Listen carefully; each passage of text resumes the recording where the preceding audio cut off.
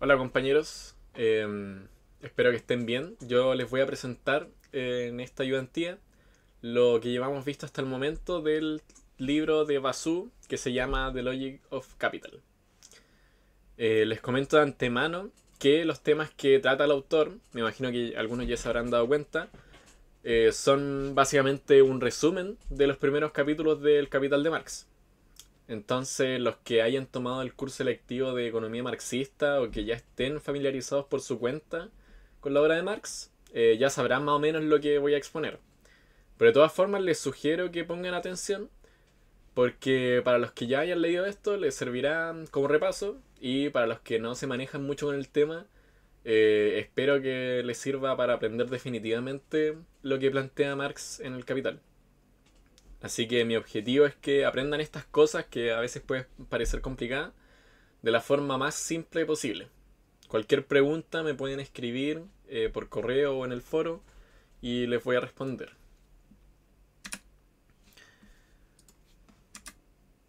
Bueno, acá está el índice de lo que se va a presentar. Primero vamos a abordar brevemente algunas cuestiones metodológicas de cómo está expuesto o escrito el capital. Eh, Más que nada para que vayan haciéndose una idea de cómo vamos a ir avanzando después en los próximos capítulos del libro.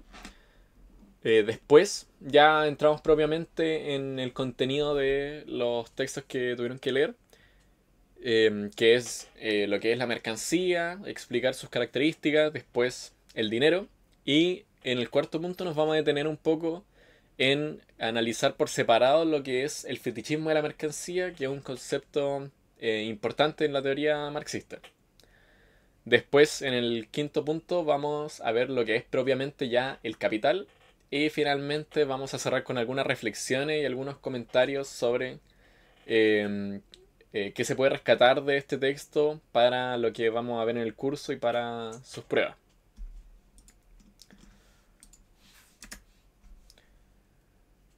Bueno, en primer lugar, como les decía antes, hay que entender un poco cómo está escrito el capital. Lo primero es que el capital es una obra que tiene como objetivo analizar el modo de producción capitalista. Más allá de algunos comentarios específicos que puede hacer Marx sobre otro tipo de sociedades o otro tipo de economías, lo que Marx intenta hacer es caracterizar propiamente al capitalismo. No hablar de la economía en general de la sociedad, ni hablar de la historia, ni mucho menos. En segundo lugar, es importante también tener en cuenta que la exposición de Marx va desde lo más abstracto a lo más concreto. Eso es como la característica principal del método de Marx que él llama dialéctico. Eh, entonces, Marx no empieza dando una definición de capitalismo ni hablando de sus fenómenos generales, sino que por el contrario, Marx parte, como dice ahí más abajo, desde lo que él considera el elemento fundamental del capitalismo, o la célula del capitalismo, que es la mercancía. Desde ese objeto de estudio, Marx va desplegando poco a poco cada uno de los términos que ustedes quizás ya habrán escuchado, eh, pero esto va pasando muy paulatinamente. Y justamente en relación a ese último punto, también hay que tener en cuenta que Marx no construye conceptos rígidos como lo hacen otros teóricos sociales. Los términos que utiliza Marx son solo palabras que se usan para designar cosas o fenómenos que él está analizando, pero no tienen que tomarse con tanta importancia. Lo que hay que intentar entender más que nada son las cosas que él explica, las formulaciones que hace, los análisis que hace, pero no las definiciones exactas. De hecho, como veremos más adelante, hay muchas veces en las que Marx pasa a decir, ya, esto es así, y unas páginas después dice, bueno, ahora nos damos cuenta de que esto no era para nada así. Como que el mismo texto, y Marx es explícito en eso, se va como actualizando y corrigiendo sobre los errores que van apareciendo en el desarrollo. Entonces mi recomendación es que no intenten buscar definiciones precisas para las cosas que analiza Marx, porque primero no las van a encontrar y porque no se las vamos a pedir para este curso. Así que solo enfóquense en el propio análisis que hace Marx y en las conclusiones que se pueden sacar de ahí. De todas formas, yo aquí lo que intenté hacer es poner algunas definiciones para hacer un poco más entendible los términos que se utilizan. Bueno, y lo que yo intenté ilustrar con esta imagen es que El Capital es casi todo lo contrario a este libro de Weber, porque como ustedes se acordarán si es que lo leyeron en los cursos de teoría, Economía y Sociedad es básicamente un libro de definiciones de conceptos, en que cada concepto presupone el anterior y se va construyendo así como de forma muy ordenada todo, y eso no se parece en nada a lo que hace Marx en El Capital. Entonces, eso más que nada como para que tengan ojo.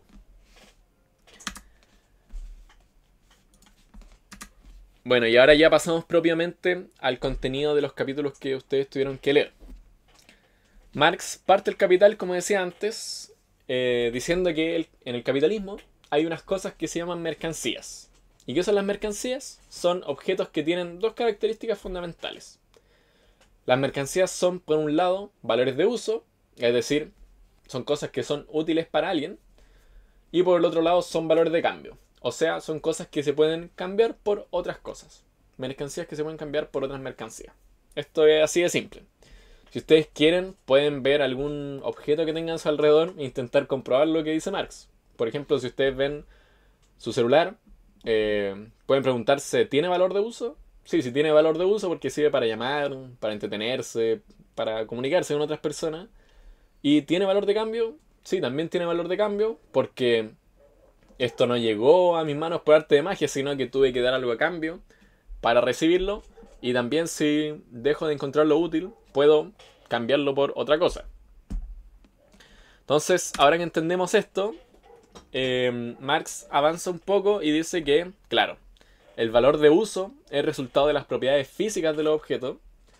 Porque, por ejemplo, este celular me permite llamar porque tiene una antena, me permite leer mensajes porque tiene una pantalla, etc. El valor de uso, para lo que sirve el objeto, está directamente determinado por cómo está construido físicamente ese objeto. Pero el valor de cambio, dice Marx, no es el resultado de sus propiedades físicas. Esto, nada de lo que esté construido me dice que yo puedo cambiarlo por una bicicleta, por ejemplo. Entonces, Marx analiza eso y se pregunta lo siguiente. ¿Qué es entonces lo que hace que las mercancías se puedan intercambiar? Y lo que él ve es que para que una cosa se pueda intercambiar por otra, tiene que haber un elemento común entre ambas. No es que uno pueda cambiar cualquier cosa por cualquier cosa, sino que para que haya un intercambio, tiene que haber al menos un elemento común, más allá de todas las diferencias que puedan haber entre mercancías como las que salen en la imagen. Y ese elemento común, dice Marx, el único elemento común que tienen todas las mercancías, más allá de su valor de uso, es que son resultados del trabajo humano. Ya, entonces esa palabra que Marx llama valor significa el elemento común de todas las mercancías de ser producto del trabajo humano.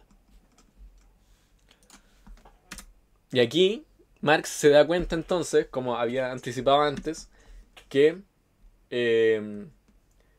la mercancía no es que tenga valor de uso y valor de cambio, sino que en realidad, como también dice Basú, la mercancía tiene valor de uso y valor a secas. Porque el valor de cambio es solamente el reflejo de otra cosa, que es ser el reflejo de elemento común de todas las mercancías, de ser producto del trabajo. Entonces por eso decía que Marx se va constantemente corrigiendo con los términos que ocupa. Y también sé que esto puede sonar confuso, el hecho de decir que la mercancía tiene valor de uso y después valor o valor de cambio y valor a secas. Pero por eso tienen que recordar que estas son solo palabras. Son solo nombres que Marx le pone a las cosas. No significan algo por sí solas estas palabras. Lo único importante es entender a qué se refieren las palabras para no irse confundiendo más adelante.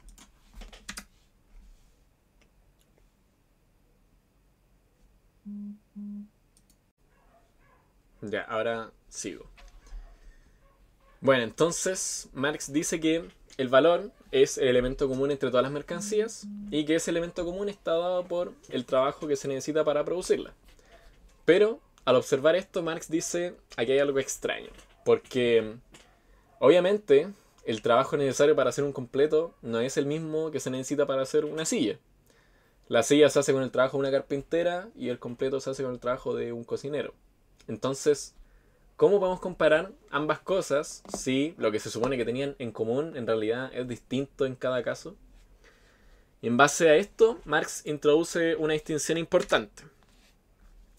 Él separa analíticamente lo que llama trabajo concreto de lo que llama trabajo abstracto.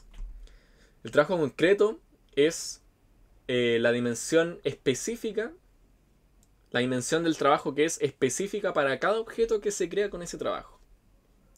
Por ejemplo, el trabajo concreto necesario para crear una silla es un trabajo de carpintería, no un trabajo de cocina, de sastrería o de cualquier otro tipo.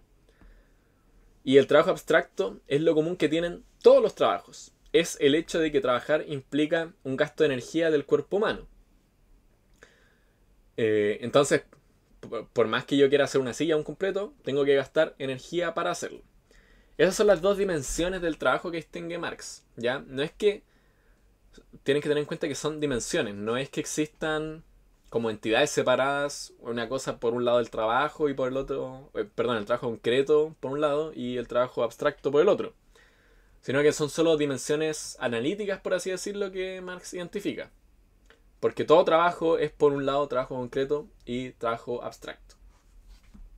¿Ya? Entonces, como ahí se detalla en la imagen, todos los trabajos concretos son distintos según la mercancía que se quiera hacer, pero lo que todos tienen en común es el trabajo abstracto, el ser gasto de energía. Entonces, siguiendo con el esquema que habíamos presentado antes, tenemos que el valor de uso de las mercancías es el resultado del trabajo concreto que se utiliza para producirla.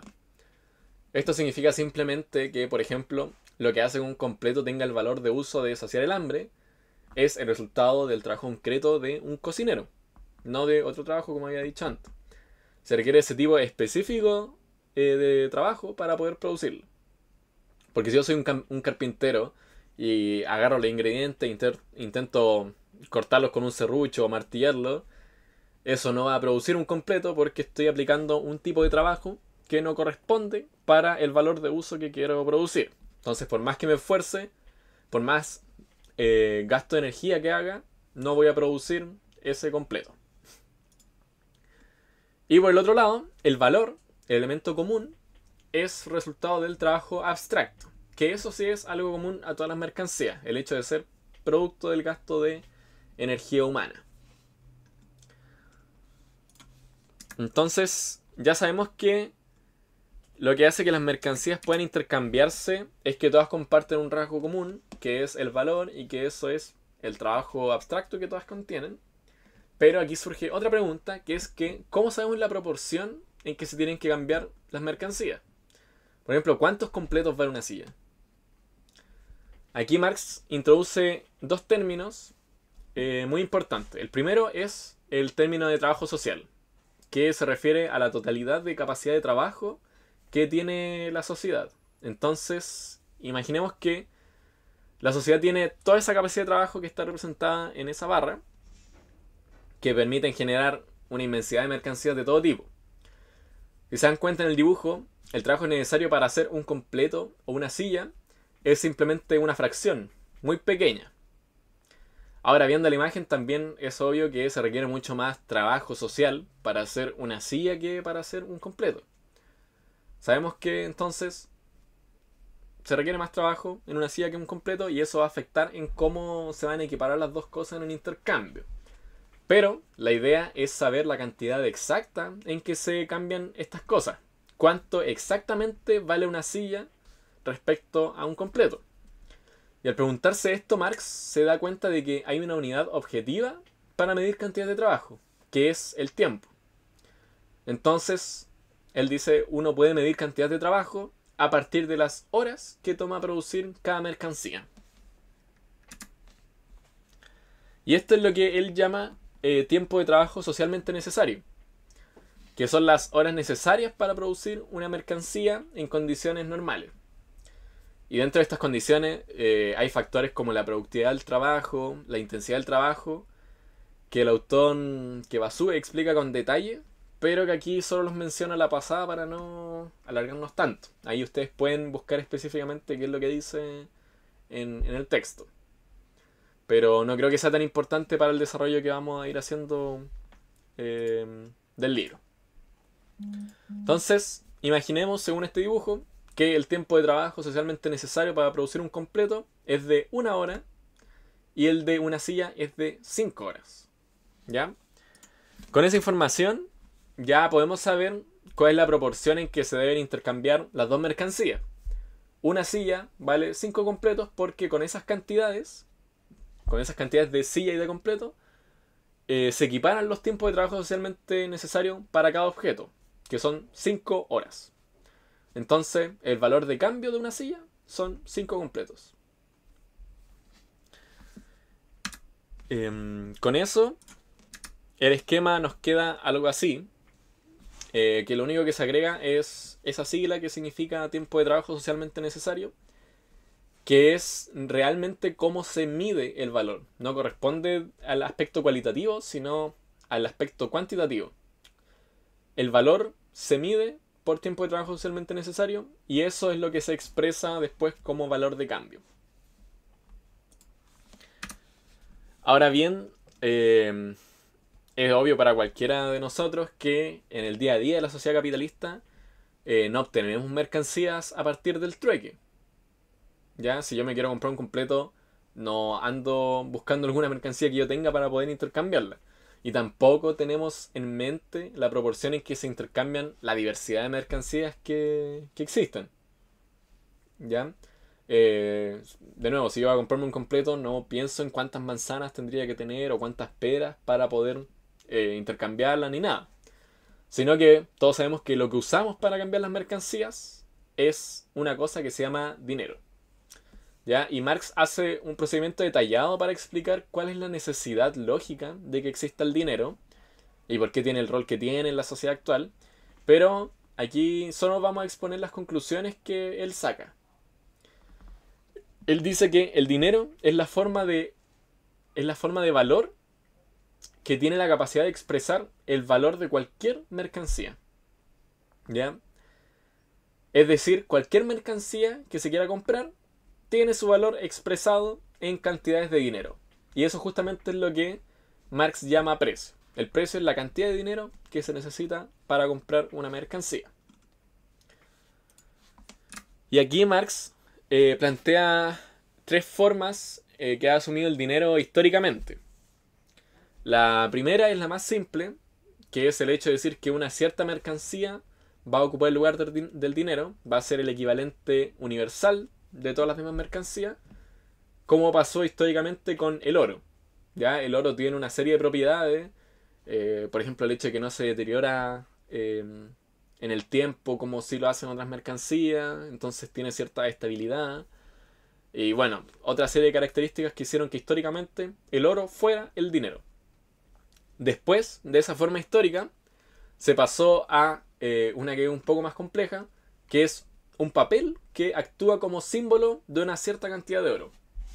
¿Ya? Entonces, yo ya no tengo que usar oro directamente para pagar el precio de una mercancía, sino que basta con pagar a través de un papel que simboliza una cierta cantidad de oro. Y finalmente, la forma más compleja y la que, según el autor, es la que domina actualmente en el capitalismo, es la forma de crédito. El crédito, en términos muy simples, es un contrato entre dos personas para acordar el pago de una mercancía en un periodo de tiempo determinado. Entonces yo ya no tengo que pagar con una mercancía, como el oro, o con una representación de esa mercancía, sino que para obtener una mercancía basta con firmar un documento en el que yo me comprometo a pagarla en un futuro. Y esto último es más complicado, obviamente, más complicado que lo que yo acabo de explicar, pero hasta el momento esto es lo que nos sirve para ir entendiendo cómo funciona el dinero en general.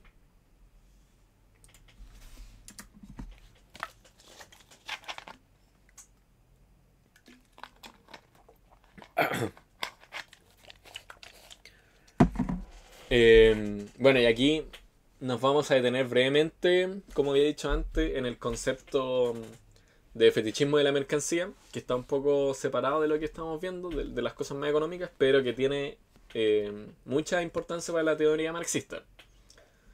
Y es que Marx llama fetichismo de la mercancía al carácter misterioso, él dice, que tienen las mercancías de representar objetivamente el trabajo humano. Es decir, que ante las personas pareciera que las mercancías tienen por sí solas la capacidad de reflejar el trabajo humano. Y además pareciera que también tienen la capacidad de convertirse ellas mismas en otras cosas. Como si fuera una propiedad natural de las mercancías. ¿Ya? Es decir, que para mí, por ejemplo, cuando yo intercambio este teléfono, pareciera como si este teléfono tuviera la capacidad natural de cambiarse por un completo, por ejemplo, o una bebida. Y esto puede quizá sonar un poco extraño, pero se podría reflejar mejor con una pregunta, que es la pregunta que uno podría hacerse cuando analiza estas cosas o cuando simplemente observa cómo funcionan las mercancías, que es que, ¿cómo puede ser que mi trabajo haya resultado en un completo, por ejemplo? Y que después eso se haya transformado en una silla. ¿Cómo es que mi trabajo se transformó en algo y además después se transformó en algo totalmente distinto a lo que yo hice? ¿Ya? El hecho de que esto sea así, de que la sociedad capitalista funcione así, implica que la forma mercancía que asume el trabajo produce que las personas nos relacionemos a través de cosas y que las cosas se relacionen a través de las personas. Entonces mi trabajo se relaciona con el de otra persona solo a través de productos que intercambiamos. Si yo hago un completo y necesito una silla, la única relación que voy a tener con una carpintera que hizo esa silla va a ser a través de los objetos que se van a intercambiar. Y esos objetos, lo único que hace que un completo se transforme en una silla, por así decirlo, es la relación indirecta que yo tengo con esa otra persona a través de las mercancías. Entonces esas cosas se relacionan, los objetos se relacionan socialmente gracias a los trabajos de quienes las producen. Entonces, en resumen, el carácter fetichista de la mercancía es que éstas tienen la capacidad objetiva de organizar el trabajo social. Porque solo a través de la mercancía es que las personas nos relacionamos fundamentalmente para reproducir nuestra vida y para trabajar. Entonces, eso es básicamente a lo que se refiere Marx. Yo aquí dejé una cita que es directamente del Capital, que ustedes la pueden leer, y que expresa un poco lo que yo intenté explicar aquí.